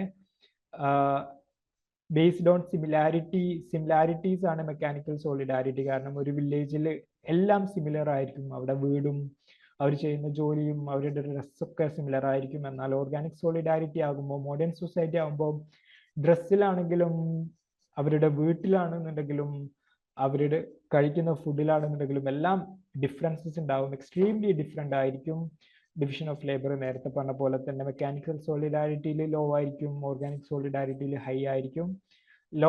മെക്കാനിക്കൽ സോളിഡാരിറ്റിയിൽ റിപ്രസീവ് ആയിട്ടുള്ള ലോ ആയിരിക്കും, റെസ്റ്റിറ്റ്യൂട്ടീവ് ആയിട്ടുള്ള ലോ ആയിരിക്കും ഓർഗാനിക് സോളിഡാരിറ്റിയിൽ. ഇൻഡിവിജ്വലിസം എവിടെ കൂടുതലായിരിക്കും? ഓർഗാനിക് സോളിഡാരിറ്റിയിൽ കൂടുതലായിരിക്കും. അതിന്റെ എക്സാമ്പിൾസും മെക്കാനിക്കൽ സോളിഡാരിറ്റിയുടെ എക്സാമ്പിൾ എന്നുള്ളത് ട്രൈബൽ കമ്മ്യൂണിറ്റീസും ഓർഗാനിക് സോളിഡാരിറ്റിയുടേത് സിറ്റീസ് ആണ്.